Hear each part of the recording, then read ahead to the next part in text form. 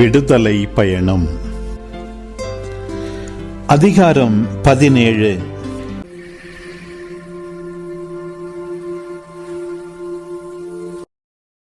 Israel மக்கள் கூட்டமைப்பினர் அனைவரும் ஆண்டவர் குறித்த ஒழுங்கின்படி சீன் பாலை நிலத்திலிருந்து பயணத்தை தொடர்ந்தனர்.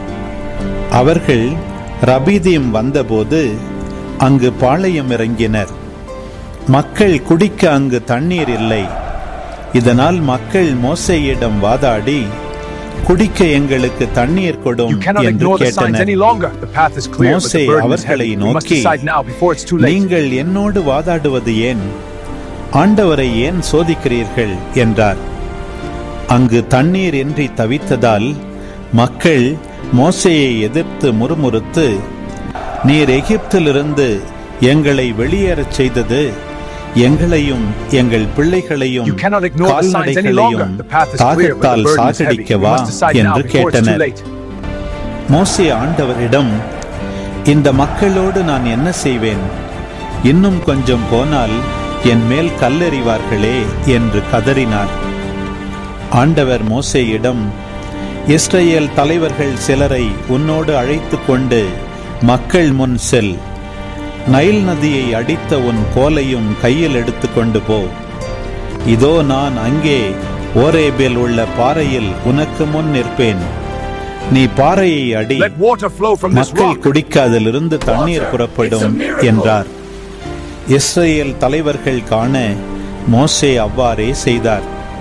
இஸ்ரேல் மக்கள் அங்கு வாதாடியதாலும் ஆண்டவர் தம்மோடு இருக்கிறாரா இல்லையா என்று சோதித்ததாலும் அவ்விடம் மாசா என்றும் மெரிபா என்றும் பெயரிட்டழைக்கப்பட்டது. பின்னர் அமலேக்கியர் ரபிதீமில் இஸ்ரேலரை எதிர்த்து போரிட வந்தனர். மோசே யோசுவாவை நோக்கி, நம் சார்பில் தேவையான ஆள்களை தேர்ந்தெடு. நாளை நீ போய் அமலேக்கியரை எதிர்த்து போரிடு. நான் கடவுளின் கோலை கையில் பிடித்தவாறு குன்றின் உச்சியில் நின்று கொள்வேன் என்றார். அமலேக்கியரை எதிர்த்து போரிட மோசே கூறியவாறு யோசுவா செய்யவே, மோசே, ஆரோன், கூர் என்பவர்கள் குன்றின் உச்சிக்கு ஏறிச் சென்றனர். மோசே தம் கையை உயர்த்தி இருக்கும் போதெல்லாம் இஸ்ரேலர் வெற்றி அடைந்தனர். அவர் தம் கையை தளரவிட்ட போதெல்லாம் அமலேக்கியர் வெற்றி அடைந்தனர்.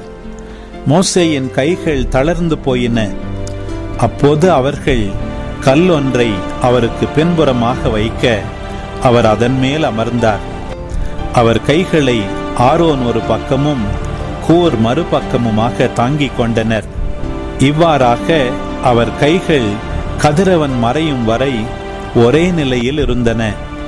யோசுவா அமலேக்கையும் அவனுடைய மக்களையும் வாளுக்கிரையாக்கி முறியடித்தார். ஆண்டவர் மோசேயை நோக்கி, இதை நினைவு கூறும்படி ஒரு நூலில் எழுதி வை.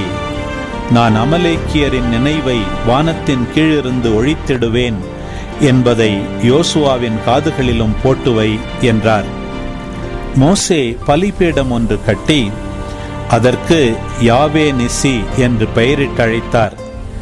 ஏனெனில் ஆண்டவரின் அரியணையை எதிர்த்து ஒரு கை ஓங்கியுள்ளது. இதனால் தலைமுறை தோறும் அமலேக்கியருடன் ஆண்டவர் போரிடுவார் என்றுரைத்தார் அவர். அன்பு உறவுகளே, இது உங்களுக்கான நேரம். இக்காணொளியில் ஒளி வடிவில் விடுதலை பயணம் 17ஆம் அதிகாரத்தை முழுமையாக பார்த்தும் கேட்டும் ஜெபித்தும் இருப்பீர்கள்.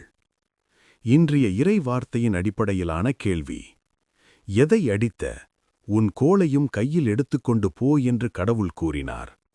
பதில்களை கமெண்ட்ஸில் பதிவு செய்யவும்.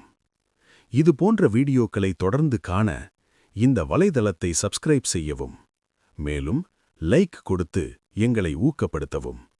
இப்பதிவுகளை மற்றவரோடு பகிர்ந்து ஷேர் செய்து நாளும் திருவிவிலியத்தின் ஒரு அதிகாரத்தை வாசிக்கவும், கேட்கவும், பார்க்கவும் நீங்கள் உதவிடலாம்.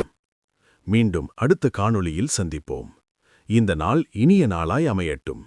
இறைவன் உங்களை ஆசிர்வதிக்கட்டும்.